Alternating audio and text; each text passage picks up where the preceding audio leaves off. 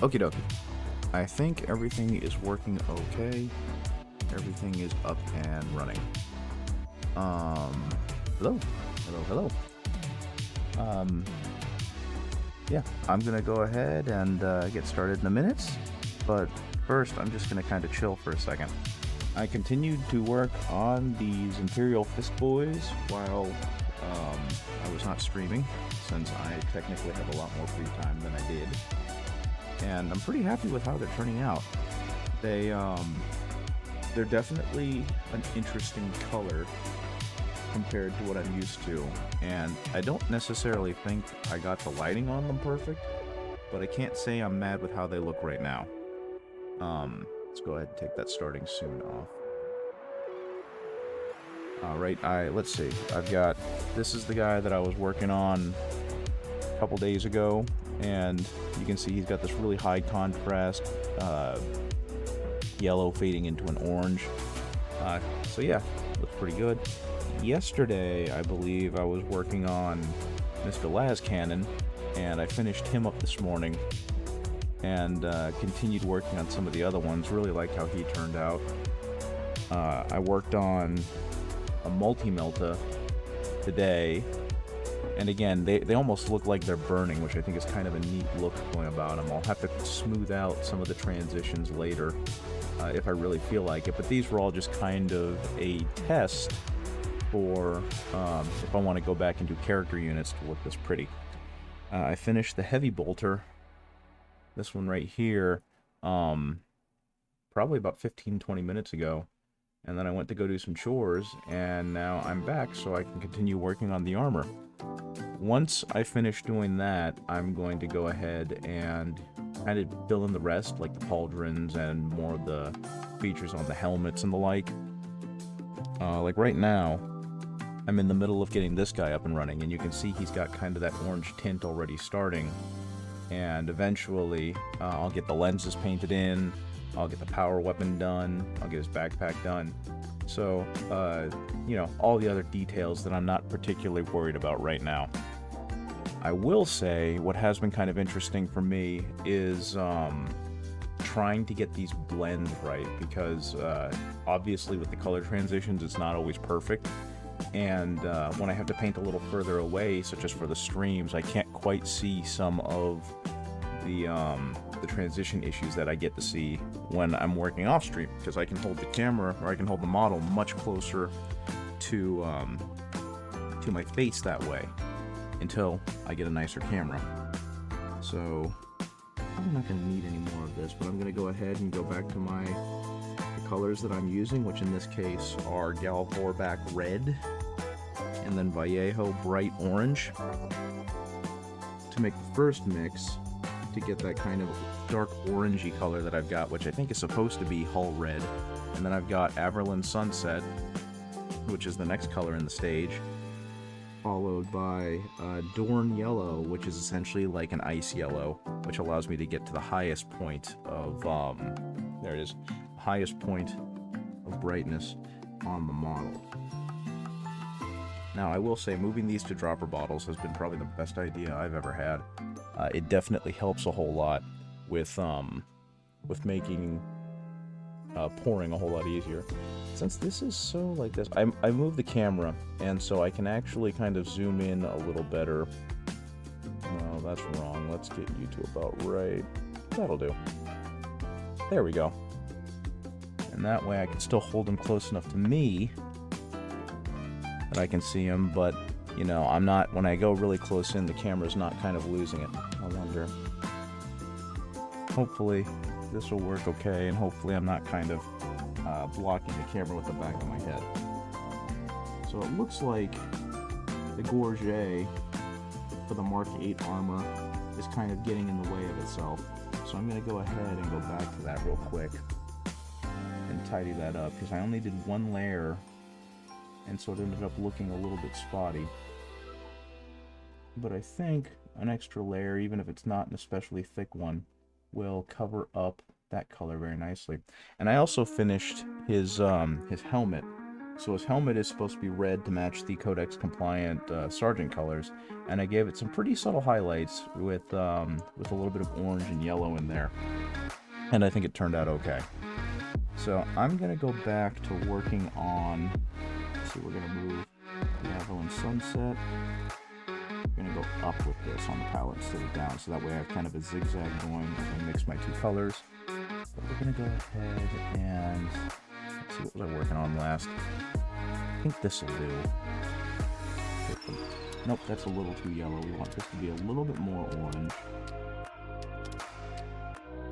to match the slightly heavier shade that I was working on.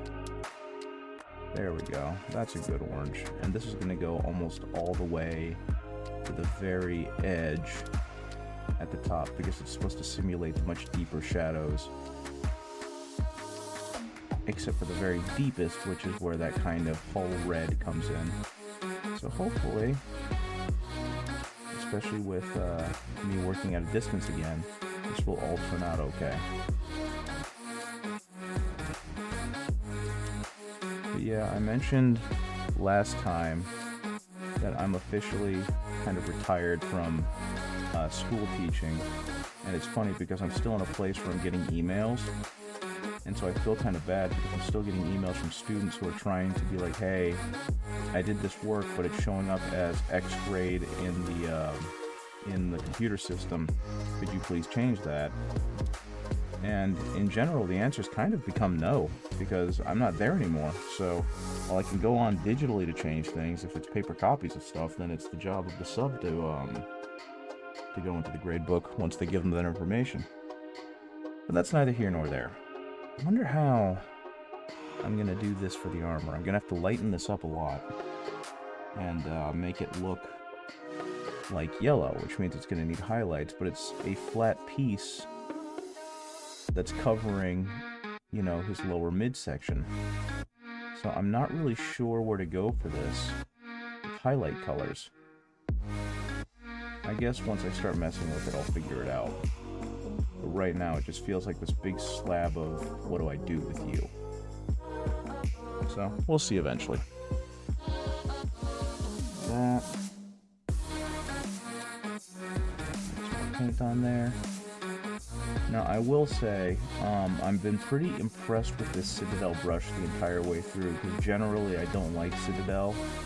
I kind of find their durability to be very poor, and they don't tend to hold a tip very well. But I don't know if it's just because I've taken better care of it, or I just happen to get a good one, but this brush has been remarkably sturdy throughout this process. Though I do think it's starting to run on its last leg, because I've noticed it's having a harder time making a point, which tends to happen with me and brushes, because apparently I just don't know how to treat them well. Regardless, I've got a bunch more, so I'm not super worried if this one bites the dust. So we're just going to go ahead, cover that with some of this orangish yellow that I've created, and leave the darkest parts unshaded, so that way, or unhit, not hit, so that it continues to have that really nice dark shadow. Now, something else I've been kind of having problems with, and this probably goes back to my painting technique and general inability to thin paints, but another problem I've been having, and you can kind of see it, is there's some pretty clear brush marks going up and down the model from how I've been brushing the paint on. And I still have this issue with thinning up the paints, where they end up being too watered down, even when I add almost nothing. And then when I start putting it on the model, it just ends up being so watery thin that it coffee stains everywhere, and that's clearly not good. So I'm still trying to figure out, especially since I'm mixing Vallejo and Citadel, which are two slightly different consistencies, where the middle ground is. And I understand there's the skin test where you can kind of brush it on your thumb, and if you get, you know, decent coverage, but you can still kind of see through the texture of your skin, then that's considered to be thin enough. But whenever I do that, it always ends up looking still just way too watery. So it's all a process. It probably has a lot to do with my impatience and my anxiousness to do it correctly. but I can't really argue with the results. It still looks pretty good, I think. Though after I finish these guys, I think I need to go ahead and get back to painting the Cursed City models that I have, because I would really like to start playing that game with friends.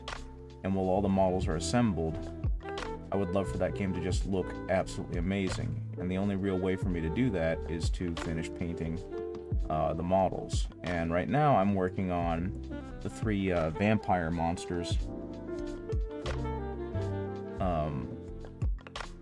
from that set that are supposed to be, I guess, I don't know if they're boss monsters, but they feel like it.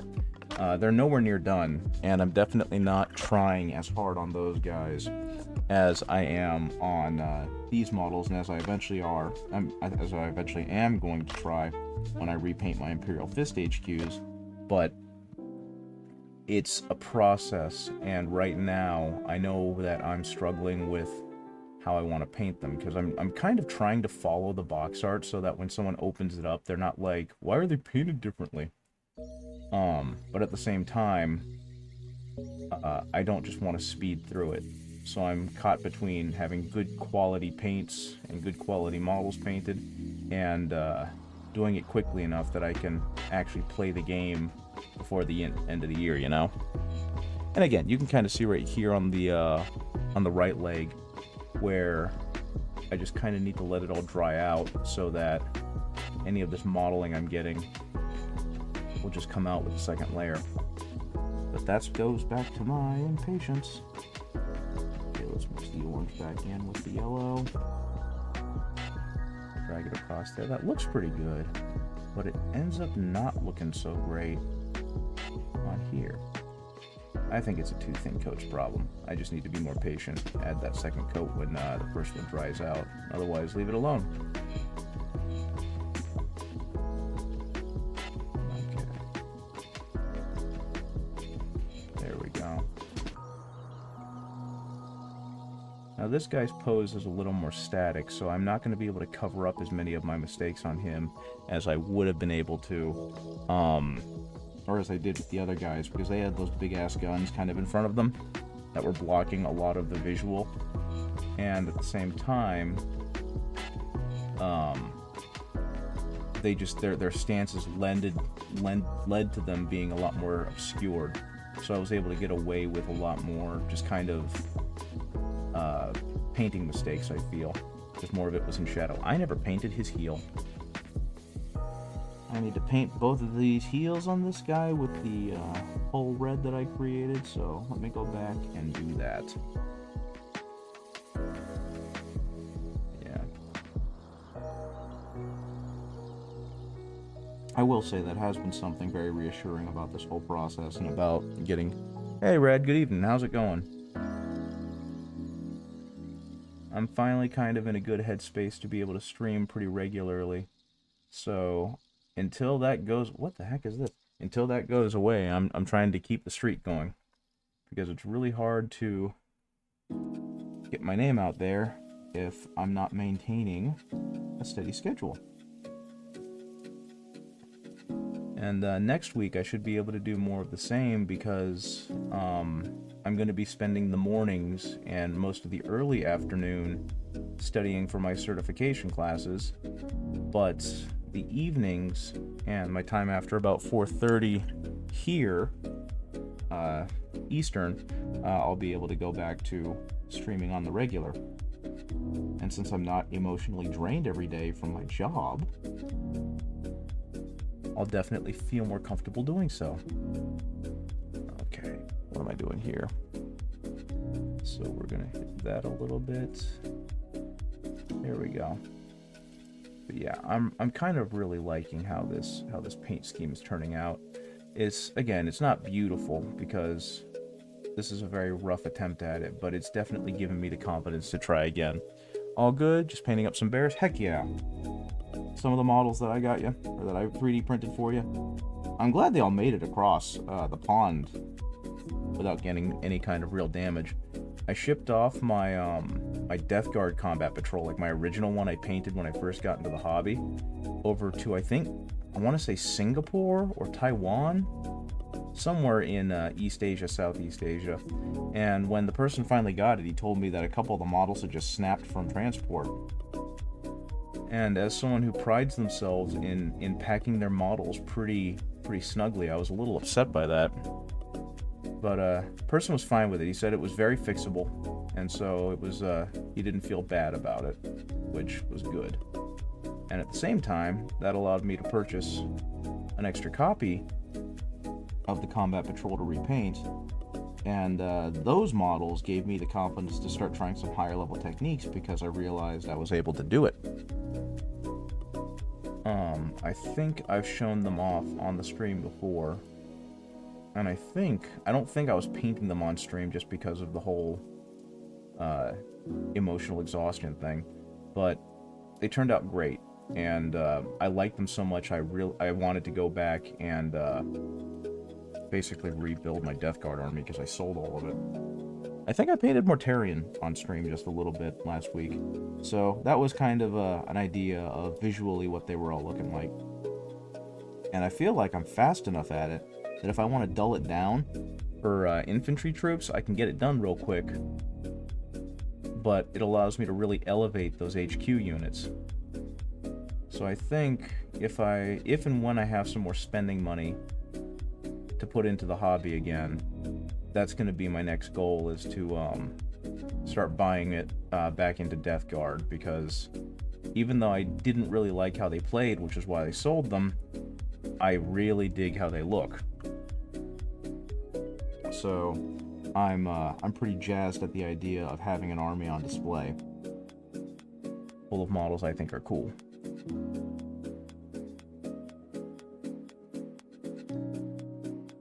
And actually, I follow a couple of art streamers named Doig and Swift, which I've talked about before, and they recently had a community day, which is where they kind of have their community submit things that they want to show off that they've been working on, and I submitted that Combat Patrol, and the Poxwalkers were so grody that one of them didn't want to look at it or touch them or anything. And I consider that a win, because if I've got Death Guard that are squicking out a non-player, then I've done my job. So, for next Community Day, I'm probably going to submit Mortarion, because just that model's visually arresting, but also, it's another one that I'm really proud of. But yeah, I was just talking about how I'm going to, next thing I work on after this is going to end up being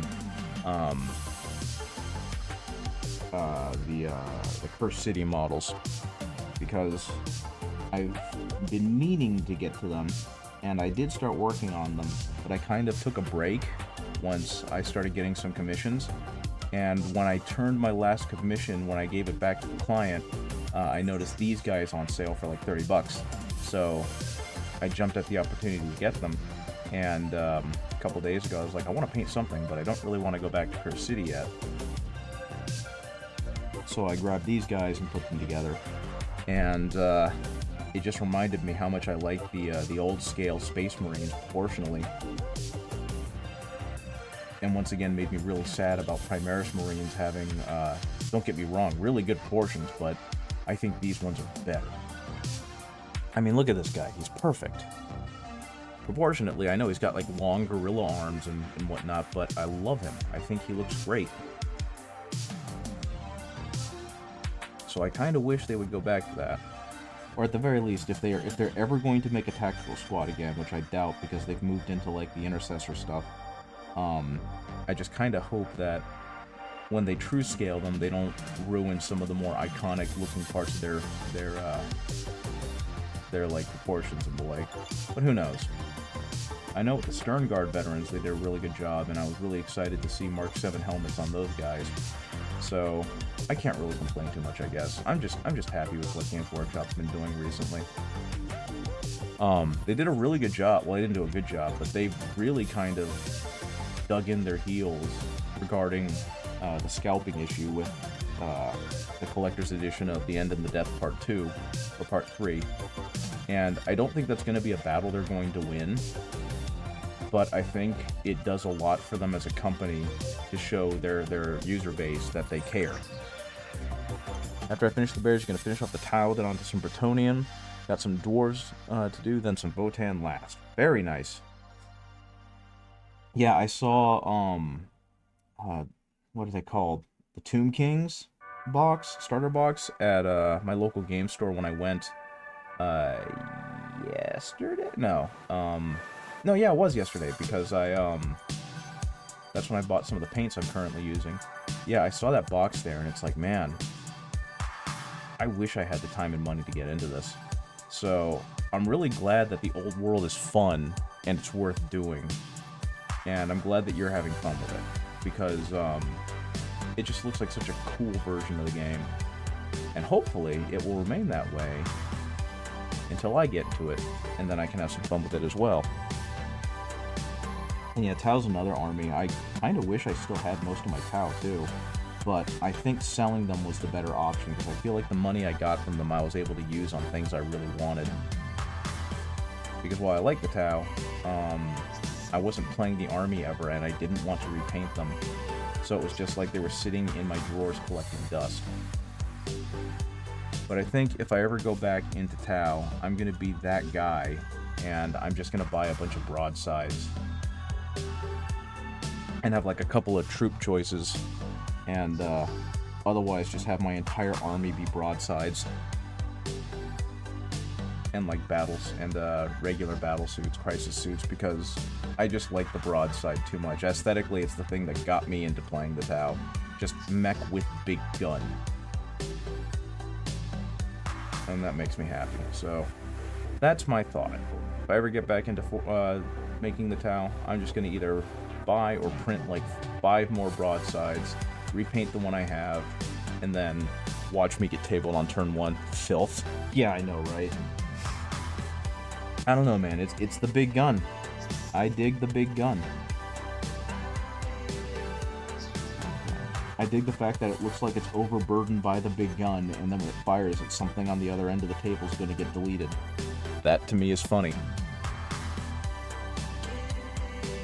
Okay, next is going to be some of the highlights. So, I'm going to edge highlight this a little bit, and then mayhaps think about how I want to actually show that this is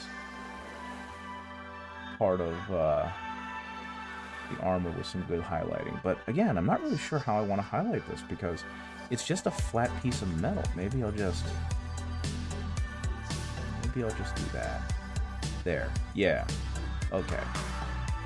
Through some mild assertion, I was able to figure out where the light source was going to peek through on this, and that looks fine. Look at that. Bam, I'm done.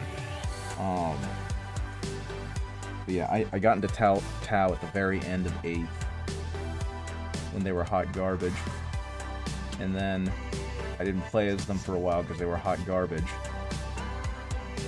and by the time I had enough of one army to play as them in 9th, they went from being decent to being hot garbage again. So it was just like, I don't have time for this. I'll just stick to my Imperial fists.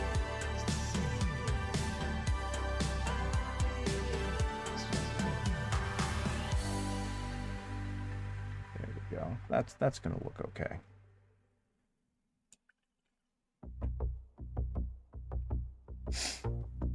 But yeah, that's kind of where I am right now, and I don't even have time to. Well, I guess technically now, since I'm gainfully unemployed, I do have time to play the game again. But getting back into like the collecting aspect of it, I just don't have the monies anymore. I sacrificed money for time until I can get this other certification. And then hopefully that will allow me to have more money. They're garbage, but Gundam garbage. That's not to like about them. Exactly. That's what originally got me into them. Is I like big robots, and I grew up on like Robotech and Transformers. So seeing models that were basically that was kind of neat. Though I definitely, when I first started, I was kind of nonplussed by the ridiculous proportions of the Tau. And honestly, now I find it charming. People are going to have to work really hard to convince me that the Tau aren't properly proportioned. The crisis suits being kind of stumpy really works. I don't know. I think the fact that they gave the Eldar the really lithe, you know, Evangelion style mech suits and battle suits works perfectly fine, and they can have those, and the Tau can have the big chonky stumpy ones. And that's actually another thing that I've been meaning to paint. I always wanted to paint a Storm Surge, just because it was like the granddaddy of all giant robots for the game to me. But never got around to that one. I think I originally painted a 3D printed Storm Surge that I don't remember. Did I get? I don't. He had arms, and I think the arms held the missile batteries, and they kept the cannon shoulder mounted, which was something I really liked about the model. But I didn't do a great job putting it together, and I hated the paint job. So that ended up being, sorry, but Evangelion sucked. That's fair. I haven't seen it. I know a lot of people like it for one reason or another. I know it's really beautifully animated, and my generation seems to really like it, but well, I just never saw it. And I'm not one to yuck other people's yum, so they can talk about how much they love it, and just know that every time they talk about it, it means I'm less likely to watch it, because that's the easiest way to get me to not watch or do something, is to be like, oh man, have you seen blah? It's really good. You should do blah. I don't know why, but I have like that oppositional defiance thing going on, I guess. So yeah. I appreciate that Games Workshop gave anime fans 2 flavors of giant robot, or of 2 flavors of anime giant robot, because I know they got all the other really cool ones like the Imperial Knights, which I've kind of fallen in love with, and the like.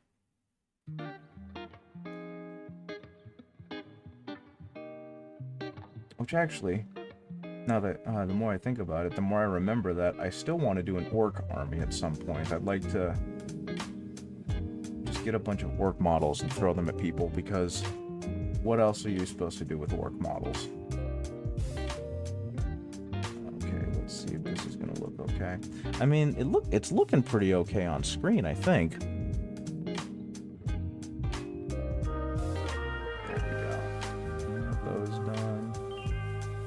Go ahead and hit that over there. Yeah. No, at some point I think I'll give it a watch. I think it was on Netflix for a while, but I don't remember if it still is.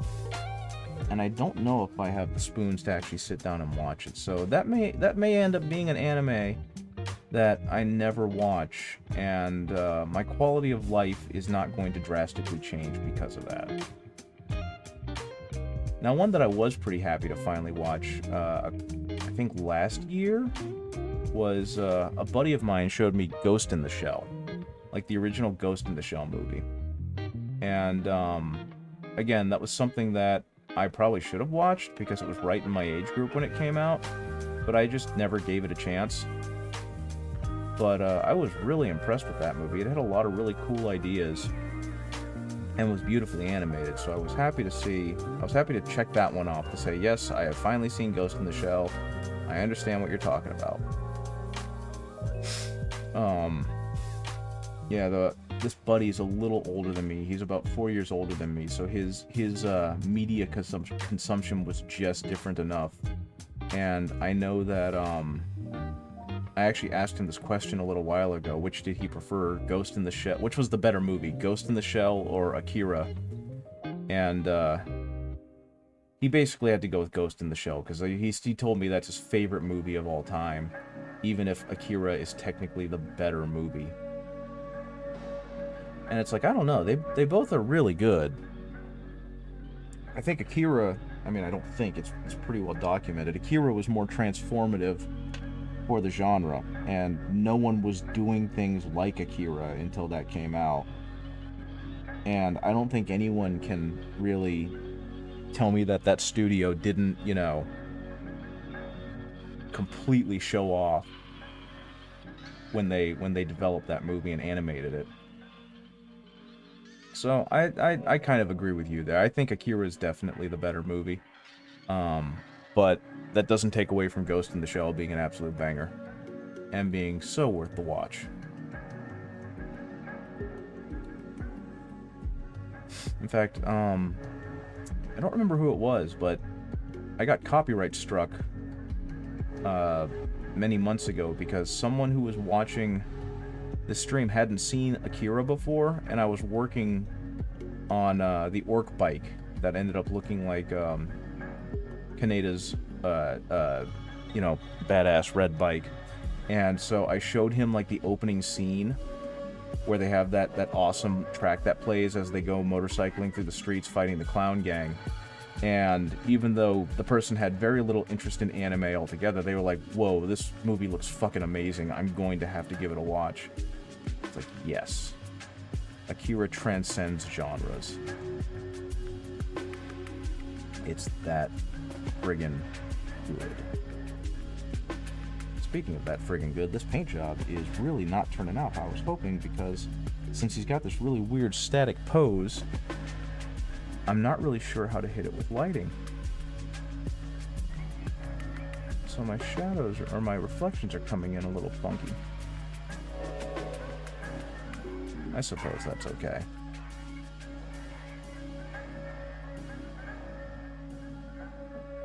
Let's see.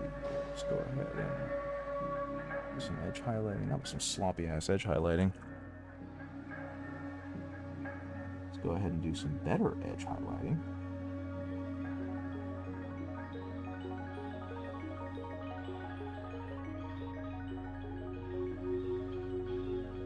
So clean this up because apparently it is not very well executed. And then I can go back in and do some slightly better edge highlighting to differentiate his little ankle bracers from the upper part of his leg armor. There we go.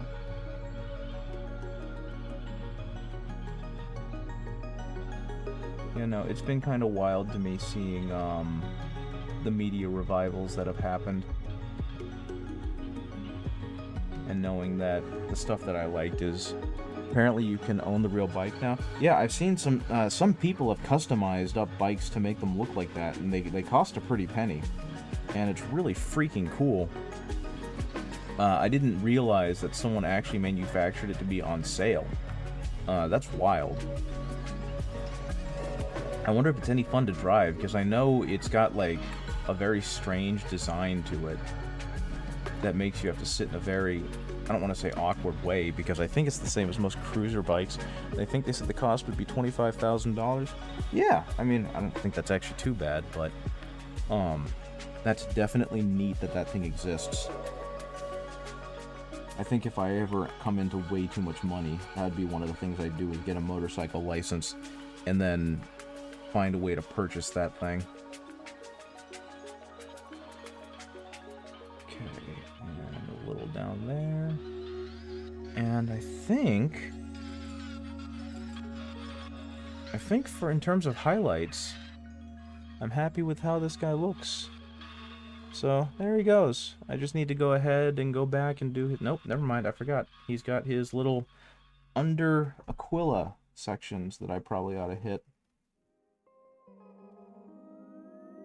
Just a little bit to show off just a little bit of a light source reflection. And like I said, once I get off stream and I can look at these a little closer, I'll clean this up and make it look better.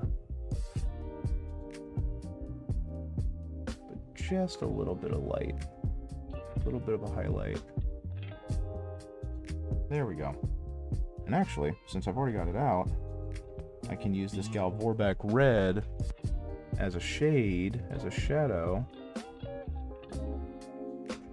for his Aquila, and then go back over it with my Rojo Denso, my deep red that I have from Vallejo as the highlights, and that'll give this some really nice color variation.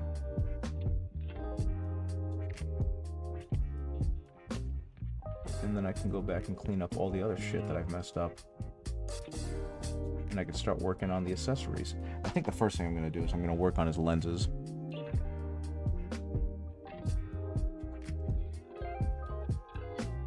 I wonder how that bike will be able to handle. Like I said, I know it's kind of a weird, unorthodox shape because they were more interested in making it look cool and unique for Canada than they were for making it functional. So hopefully, for the people who end up manufacturing it for retail, they found a way to kind of make sure that it's a functionally fun bike to ride alongside being, you know, a fucking badass bike to look at. Okay.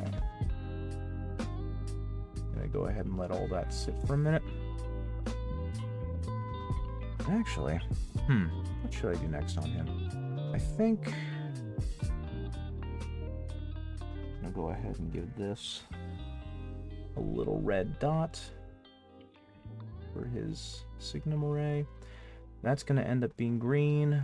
We're gonna go ahead and give the skull a little red dot. Push it back a bit because I accidentally nudged it earlier. There we go. Now it's sitting a little more right on him. What else needs it? I think maybe I should go ahead and coat his shoulders. His shoulder trim, because these are going to be third company. And then I can go back over it with a much brighter red when I get back to this spot.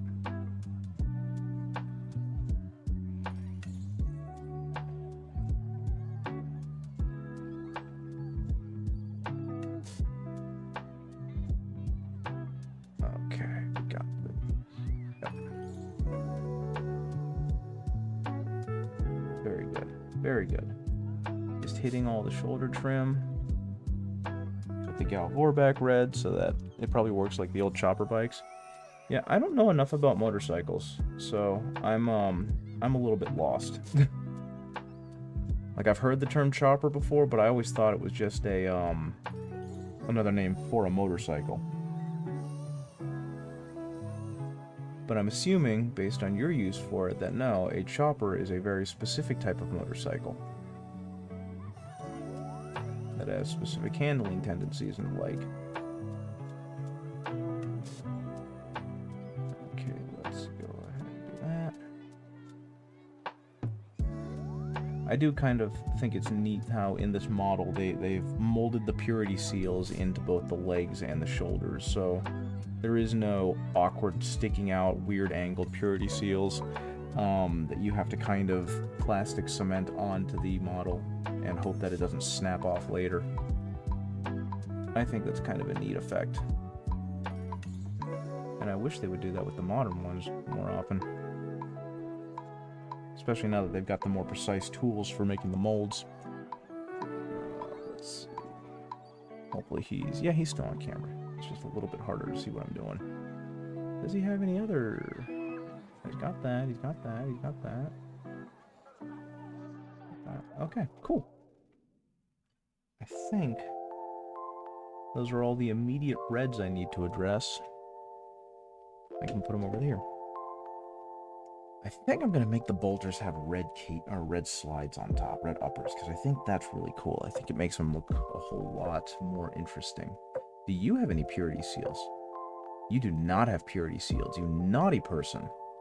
So, maybe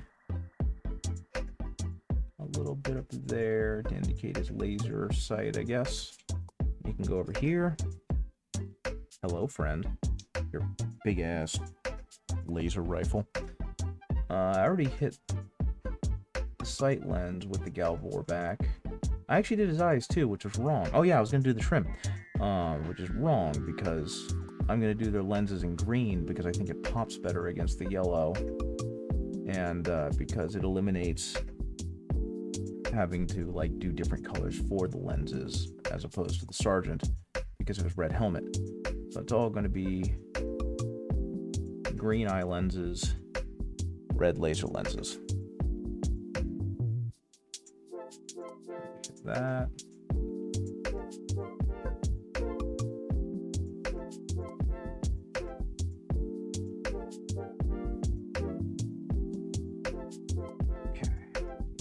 My only experience with motorcycles is I know my father used to have one when I was very young, and I think he sold it when money was tight. And I know there used to be that show, Orange County Choppers or whatever it was called, with the two Pauls, and there's obviously now that meme of them arguing with each other that people have used over and over and over again.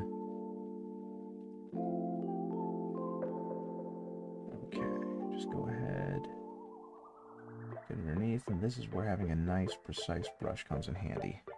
Doesn't necessarily have to be expensive, but having it precise is important.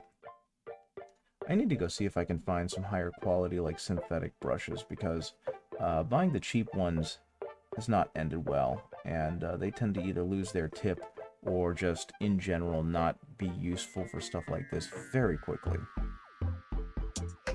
Okay, there, he's got that. Let's go back and get you. And then I'm going to have to go and really do a number on these pauldrons themselves, because putting white directly on top of black is a stupid decision.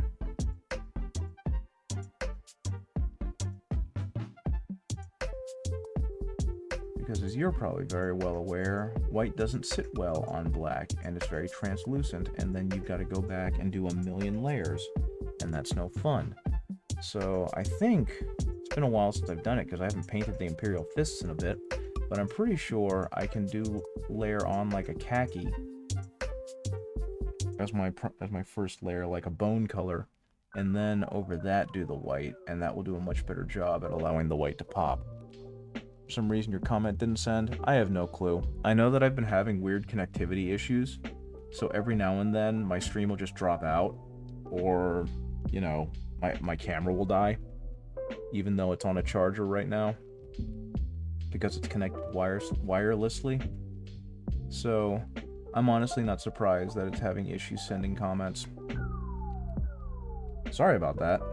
Hopefully you didn't write a novel or something in an attempt to explain to me what a chopper was. Okay, that's gonna be good enough. There we go. Have you seen a film called Thunderbolt and Lightfoot with Clint Eastwood? No, I have not.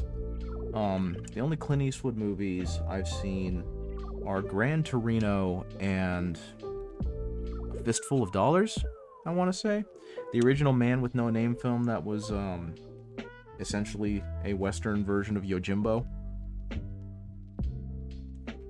Those are the only two movies of his I've seen, I believe.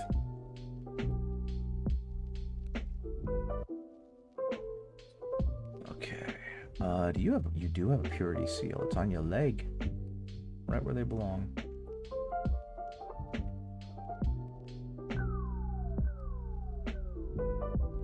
Speaking of movies, though, I am pretty impressed that it looks like the Warhammer stuff with Amazon is chugging along. Because now I believe they're in, like, legal talks about, gosh, what is it?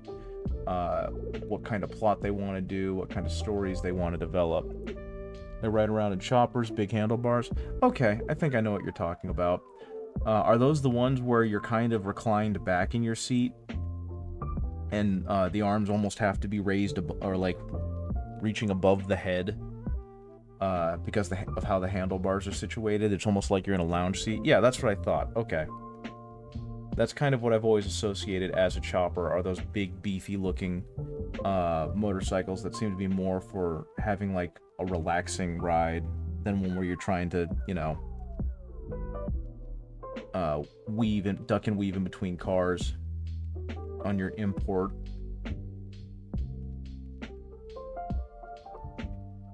So I guess that's what it is. And yeah, that's kind of what I would hope Kaneda's bike would feel like, because that's what it kind of looks like it drives like.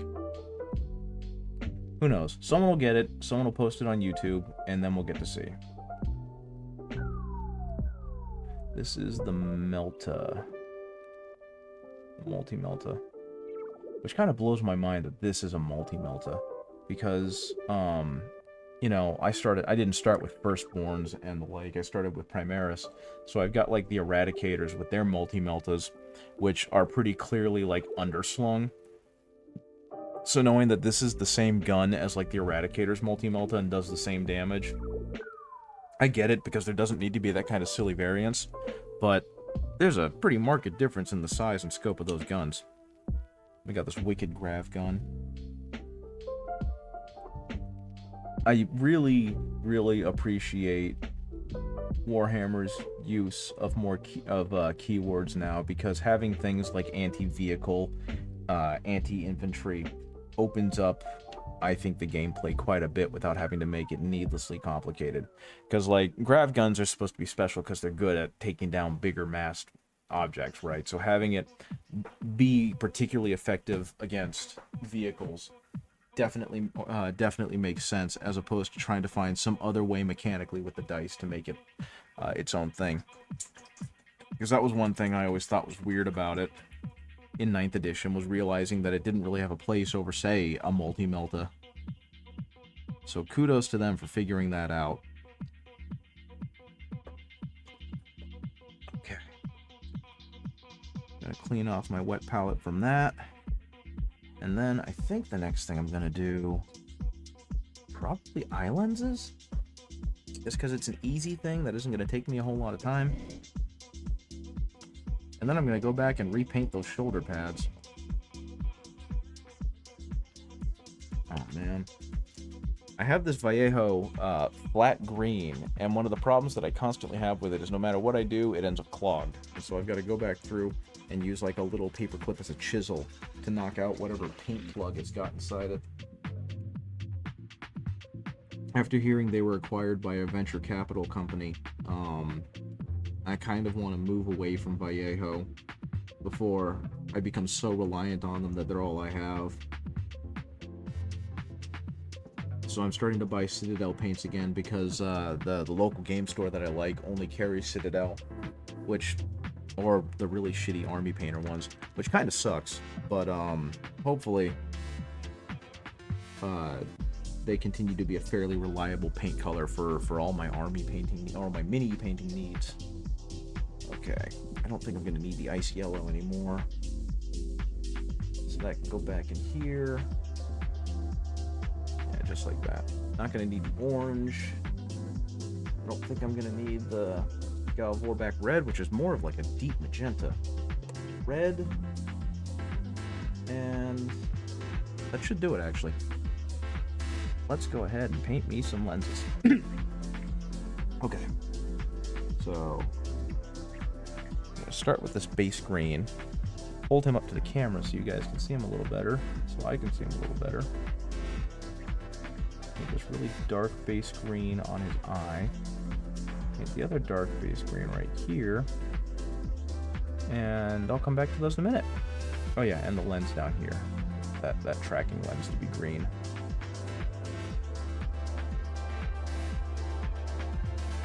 And I'll leave it at that. I like having that little bit of reflection at the bottom. And then, same with this guy. Same with Mr. Melta. I'm going to go ahead and paint his lenses green. Try not to ruin the rest of the face that I've done. There we go. Hit the other lens with a nice solid green, which this is doing a great job with.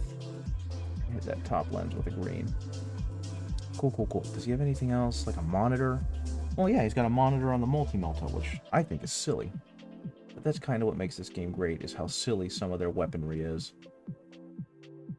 Like, what was it?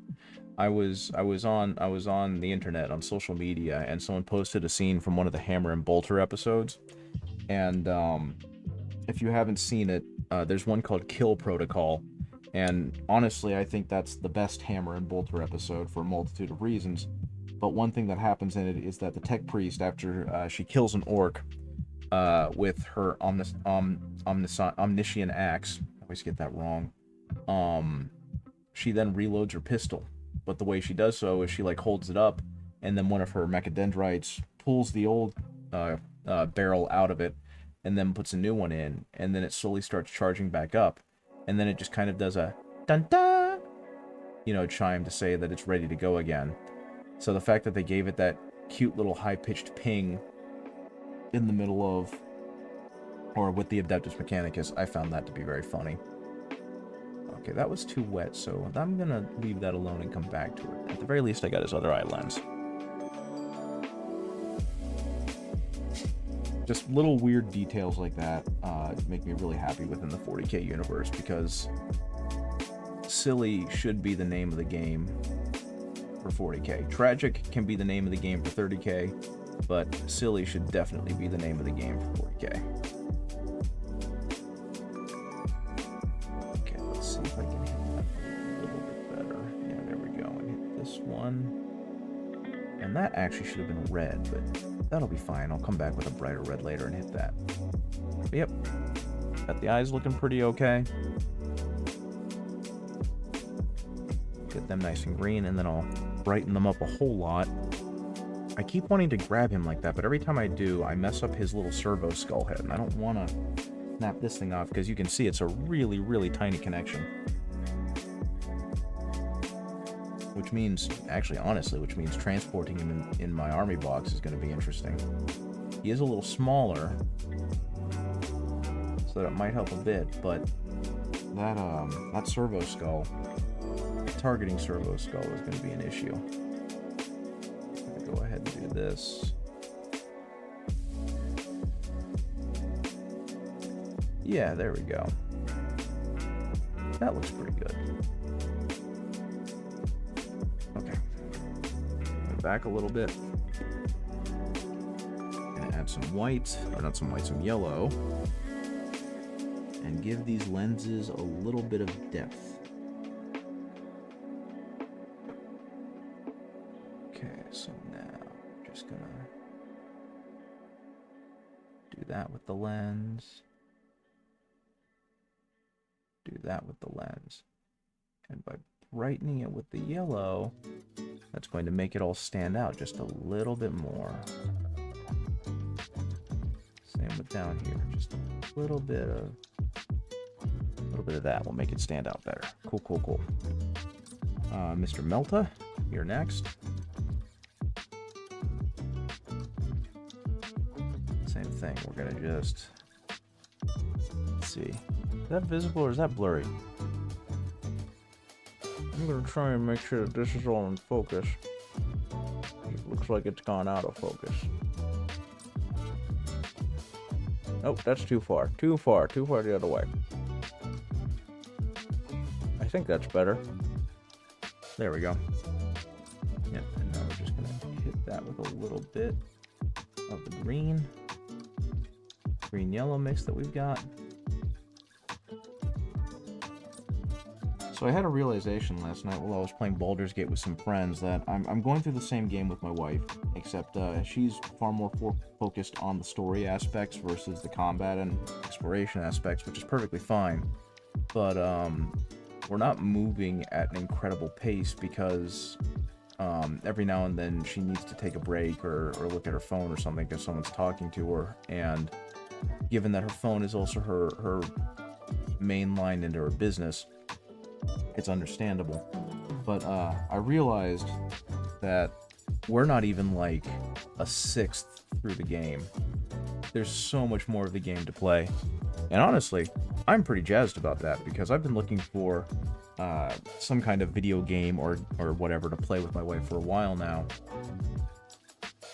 Just because everything we seem to enjoy, either we can only do in short bursts because it's too stressful, like Overcooked or one of those kind of games, or it's a single-player game that the other person has to watch, which, for the most part, fine, cool, but I would like to do things with my wife, not just watching.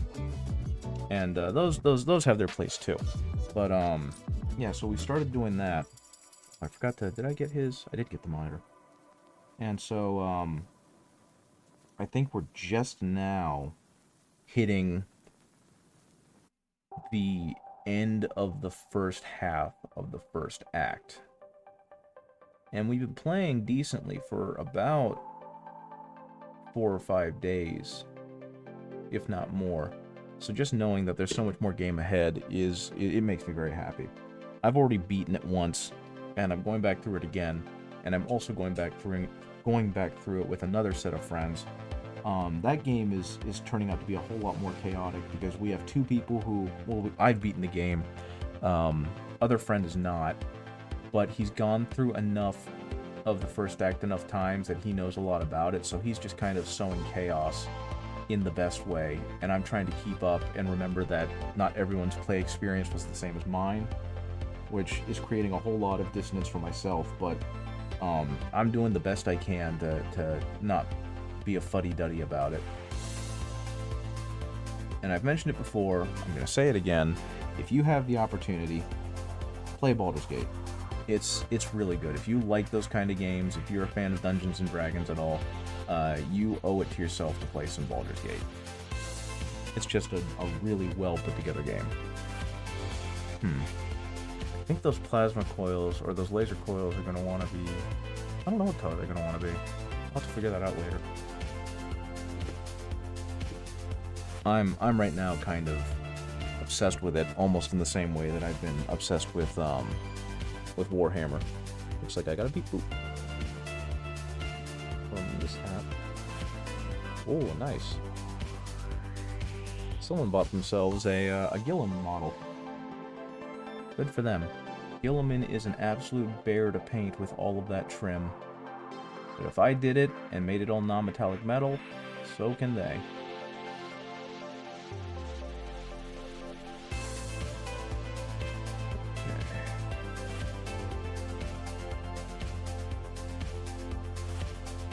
Paint that up nice and green just to give it some color.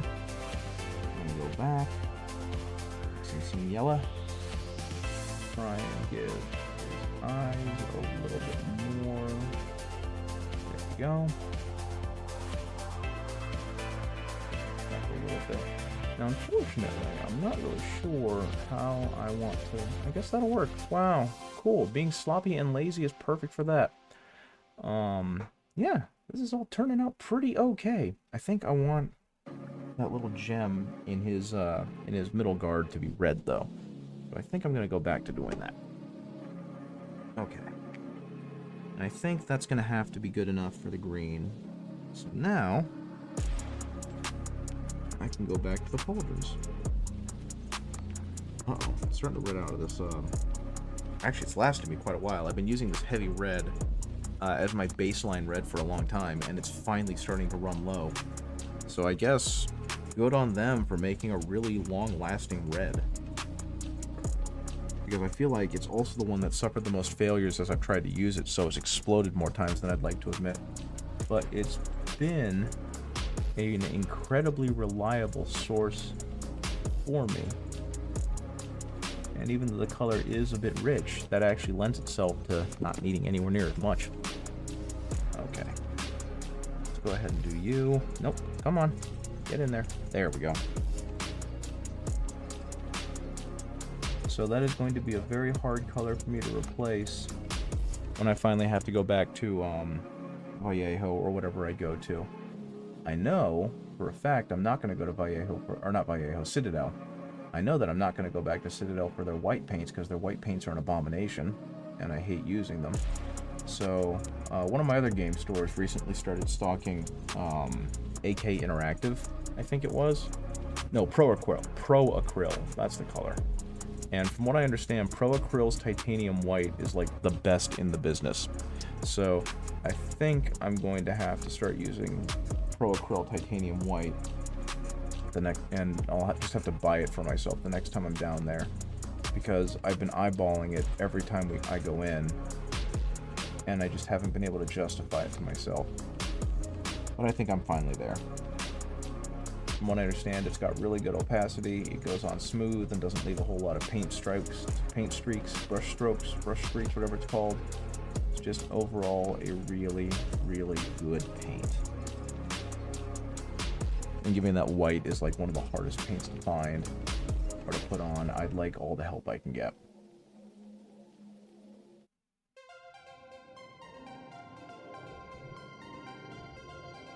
Which actually kind of surprised me with like Army Painter Fanatic line, is that that's obviously starting to get heavily sponsored, and YouTube personalities and painters are starting to put that stuff out. And I keep hearing it's good, but I'm not sure if that's something I want to sink my money into. Oh, that nice dark red. I don't think I'm going to want to increase the brightness of these at all. I think I'm just going to go ahead and keep it at this kind of darkish red. as I put the white on the pauldrons. And actually, I feel like I'm having like this weird sense of not knowing my own models anymore, because the pauldrons, oh, they are painted yellow. Okay, for some reason in my mind, the pauldrons on the Imperial Fist were painted white. But I guess that's wrong, so I'm just gonna have to go up with those colors too, which I suppose I'll do on another stream. But that is okay. I was like, that's so weird. I could have sworn that the Imperial Fist's pauldrons were yellow, and their emblem had the white circle. But then I saw someone painting the Imperial Fist, and they made the entire pauldron white. And I guess that must have just confused me and bamboozled me. That's okay. Like I said, I'll go back, I'll do the same kind of shading I did on everything else, and then I'll get this crazy looking Imperial Fist with this high contrast shoulders, and then the sticker on them, the water slide decal, is just going to be a one flat color, and it's going to confuse everyone. I will admit though, I know it's Marine's Malevolent, but the yellow and black is a really sharp look. I kind of really dig that. I might be a little lame, and I might just go ahead and keep it like that for this Devastator unit. Okay. That. Some of that. Get some of that. There we go. Yeah, putting the magenta or whatever, the Galvorback red underneath was a good idea, because it's definitely giving it something more to cling on to. So I'm pretty jazzed about how that's looking. Okay, there we go. Just a little bit of red right there. Same thing on the other shoulder.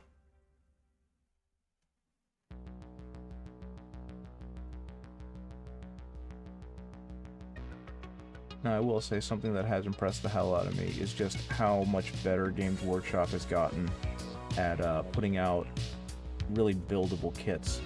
Because this one was fine for what it was, but it was interesting seeing how much more variance there is to the posing and how much more dynamic the models look in the more modern kits versus like these old guys, because of most of them are just kind of in these squat poses, and then they've got the arms to put on, so they all kind of look real similar.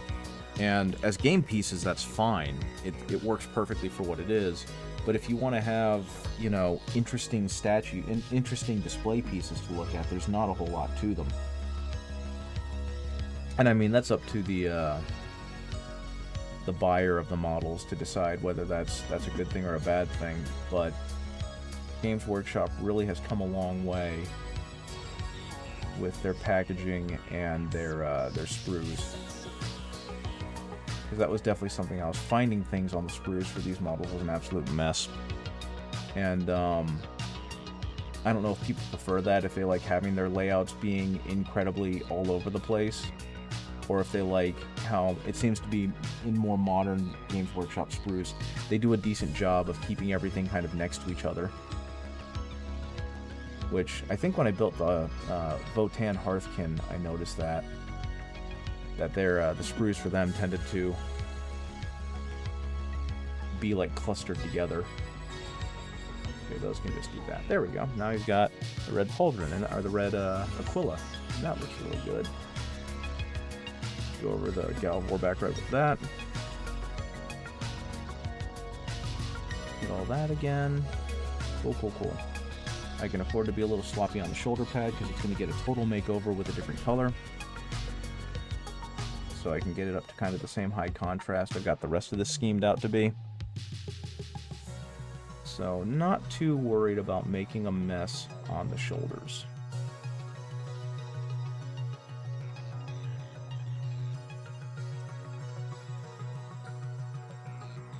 Well, that was no good. I got it right on his sleeve. There we go. All done. going to do the same thing on the other side, and I'm going to leave the purity seal alone. I'm going to come back to the purity seal later and decide what I want to do with it. Because right now it's covered in a Galvorback red base coat, but I don't know how I want to go about highlighting it, how I want to go about shading it. Because since it's right next to the red shoulder pad, I don't think I want to make it the same color as the red shoulder pad. I might just keep it Galvorback and then shade it with something and then highlight it back up with Galvorback, so that way there is some depth to it, but it doesn't just look exactly like the rest of his pauldron. That. Helmet looks good. Shoulders or chest looks good. Shoulders looking okay. Cool. Oh yeah, he's got a little bit of a red lens up there. So let's go ahead and pop that into there. And do the same thing for his servo skull, just to give it a little more variance. There we go. And I mean, given the size of this guy, I don't think anyone's going to look too closely at the lenses and be like, well, the lenses look sloppy. So I think I'm pretty happy with that. Next, stand up, buddy. Eventually I got to do this baby. And I love this guy because he has like the most ridiculous stern face I've ever seen. It took all of my restraint to not just take the baby head and like put it on one of the Space Marines, because his facial expression is just so good. So I'm gonna have a lot of fun painting that when I get around to it. I think next is gonna be, well, actually I'm at a really decent stop point right now. Like I said, I didn't realize that the shoulders were going to have to be the same color as the rest of them because I forgot. So I think what I'm going to do is I'm going to call it. I've been down here pretty much all day because, again, fairly gainfully unemployed right now while I transition between jobs. But I kind of want to go upstairs and hang out with my wife a bit. So I think that'll be it for me. Let's see if we have anyone else that we can raid. That would be fun to raid. Ooh, Jimmy the Brush is on. So let's go ahead and go to Jimmy the Brush. Okay, so /raid Jimmy the Brush. Okay, so I guess I will see you guys later. Thanks for joining me. I hope you have a good rest of your day and have a good one. Bye-bye.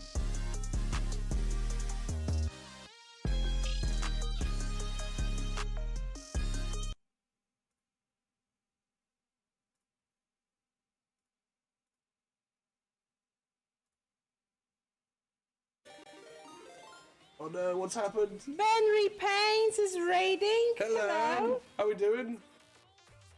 How was your stream, Benry? What did you do today? Welcome in. Princess can see you. Oh God. Oh, is that when I scared you a lot? Like what I did to you, what you did to Anya today. She jumped.